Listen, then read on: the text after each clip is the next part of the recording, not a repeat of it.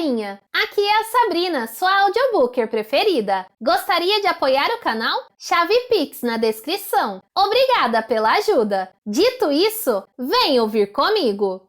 5. O general MacArthur estava inquieto, revirando-se de um lado para o outro na cama. Não achava uma posição cômoda o bastante para manter-se imóvel. Não conseguia pegar no sono. Mesmo na escuridão, continuava vendo o rosto de Arthur Richmond. Tinha gostado muito de Arthur, mas que inferno! Tinha enorme afeição por Arthur e ficava satisfeito de ver que Leslie também simpatizava com ele. Leslie era tão caprichosa! Para quantos e quantos bons sujeitos ela havia torcido o nariz, achando todos chatos sem graça. Sem graça! Assim, com essas palavras. Mas não achava Arthur Richmond sem graça. Desde o começo, os dois haviam se dado muito bem. Conversavam sobre teatro, música e pintura. Leslie o provocava, espicaçava-o, fazia de bobo, atormentava-o. E MacArthur ficava encantado com a ideia de que a esposa tinha um interesse perfeitamente maternal pelo rapaz. Bastante maternal, de fato. Como fui tolo de não me lembrar que Richmond tinha 28 anos e Leslie 29. Ele amara Leslie. Ainda agora parecia vê-la. Seu rosto em forma de coração, os olhos dançantes de uma cor cinza e profunda e a vasta cabeleira crespa e castanha. Amara Leslie e nela confiava plenamente. Lá na França, em meio a toda aquela situação infernal, sentava-se e pensava nela. Tirava a fotografia do bolso superior da túnica. E um dia descobriu. Acontecer exatamente como esse tipo de coisa acontece nos livros. A carta no envelope errado. Ela escrevera para os dois e colocara a carta de Richmond no envelope endereçado ao marido. Mesmo agora, tantos anos depois, ele ainda podia sentir o choque. A dor. Deus, como aquilo doera! E o caso já vinha sendo mantido havia algum tempo. A carta deixava isso bem claro. Fins de semana. A última licença de Richmond. Leslie e Arthur. Maldito sujeito! Maldita carinha sorridente, o seu caloroso e solícito sim senhor. Mentiroso e hipócrita. Ladrão da mulher dos outros. Aquele ódio assassino fora se acumulando lentamente. Ele conseguira comportar-se como sempre, e nada transpareceu em suas ações e palavras. Tentou manter com Richmond a mesma atitude habitual. E tivera êxito? Acreditava que sim. Richmond não suspeitara de nada. Na guerra, os nervos dos homens estavam continuamente a ponto de explodir sob a tensão permanente, e as oscilações de humor eram facilmente explicadas. Em uma ou duas ocasiões, o jovem Armitage olhara para ele com uma expressão curiosa. Um menino ainda, mas era muito perspicaz o rapaz. Talvez Armitage tivesse adivinhado quando chegou a hora. Ele, MacArthur, enviara Richmond deliberadamente para a morte. Só um milagre poderia tê-lo trazido de volta ileso. Mas esse milagre não aconteceu. Sim, enviara Richmond para a morte e não se arrependia disso. Tinha sido bastante fácil. Erros eram cometidos o tempo todo. Oficiais eram desnecessariamente mandados para a morte em missões suicidas. Tudo ali era um pandemônio, confusão e pânico. Depois as pessoas poderiam dizer. O velho MacArthur apavorou-se um pouco. Cometeu alguns erros colossais. Sacrificou alguns de seus melhores homens. Mais que isso, ninguém poderia dizer. Mas o jovem Armitage era diferente. Havia olhado para o seu comandante de modo bem estranho. Talvez soubesse que Richmond estava sendo deliberadamente mandado para a morte. E depois que a guerra terminou, será que Armitage havia falado? Leslie não soubera de nada. O general supunha que ela havia chorado a morte do amante, mas seu pranto chegou ao fim quando o marido voltou para a Inglaterra. O general nunca disse a ela que havia descoberto tudo. Continuaram juntos. Mas em certo sentido, ela já não dava a impressão de estar viva. E 3 ou 4 anos depois tivera pneumonia dupla e morrera. Isso tinha acontecido muito tempo atrás. 15 anos? 16 anos? E ele deixara o exército e viera morar em Devon. Comprar o tipo de casinha simples que sempre desejara ter. Bons vizinhos. Uma parte agradável do mundo. Havia animais para caçar e peixes para pescar. E a igreja aos domingos. Mas não no dia em que era lido o texto sobre a ocasião em que Davi ordena que Urias seja enviado à linha de frente de batalha para morrer. Por algum motivo não podia ouvir essa passagem, pois causava nele desconforto e uma sensação de mal-estar. Todos haviam se mostrado muito amigos, pelo menos no início. Mais tarde, ele começou a ser assolado pela inquietante suspeita de que as pessoas falavam dele pelas costas. Olhavam-no de um jeito diferente, como se tivessem ouvido alguma coisa, algum boato mentiroso. Amutish. Será que Amutish tinha falado?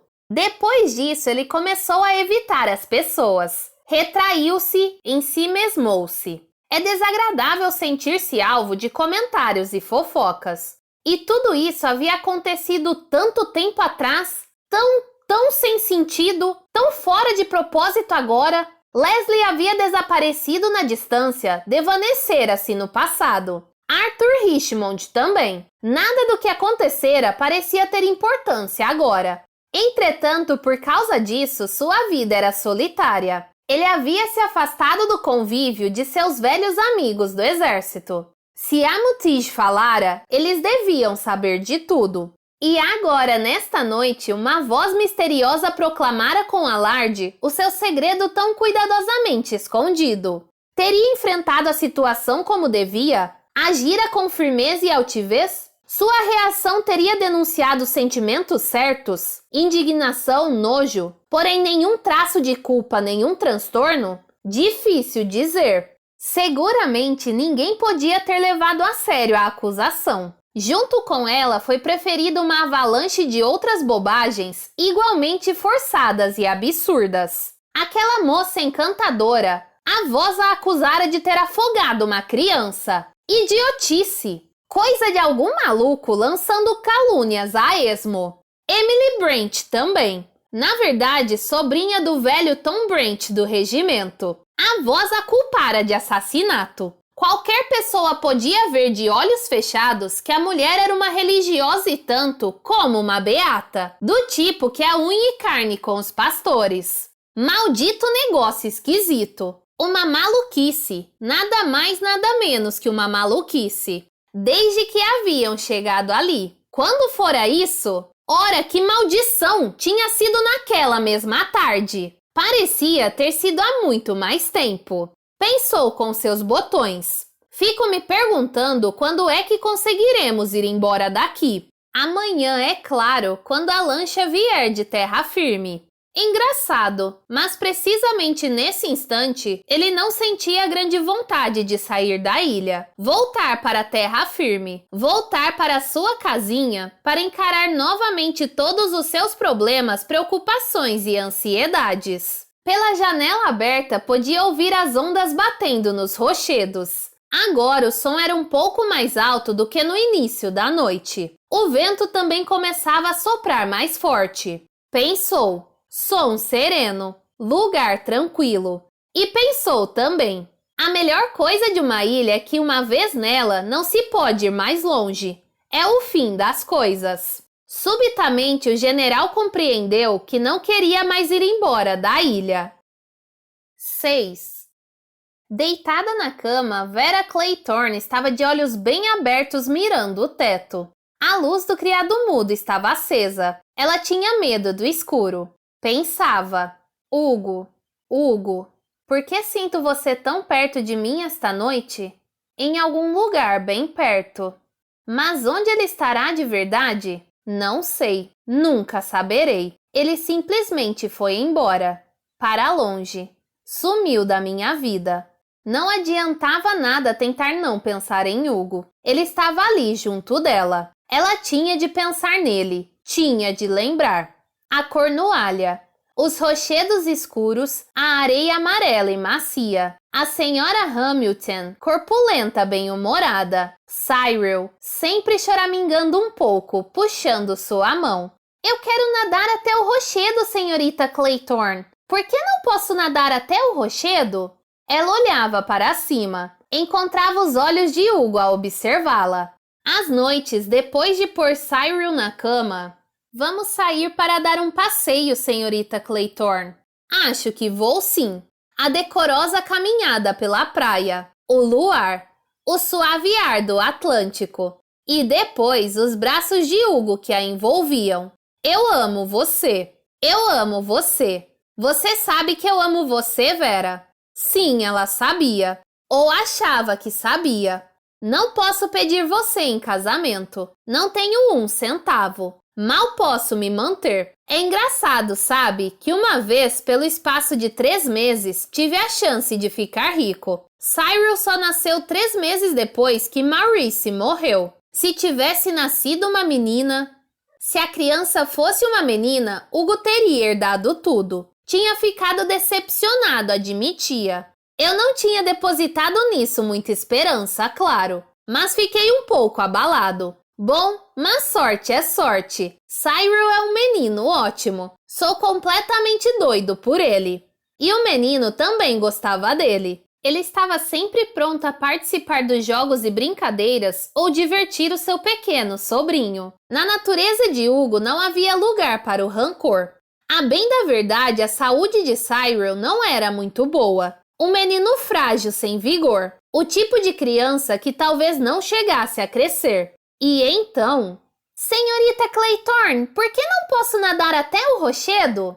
Mas que insistência irritante, que choradeira repetitiva. É longe demais, Cyril. Mas, senhorita Claythorne...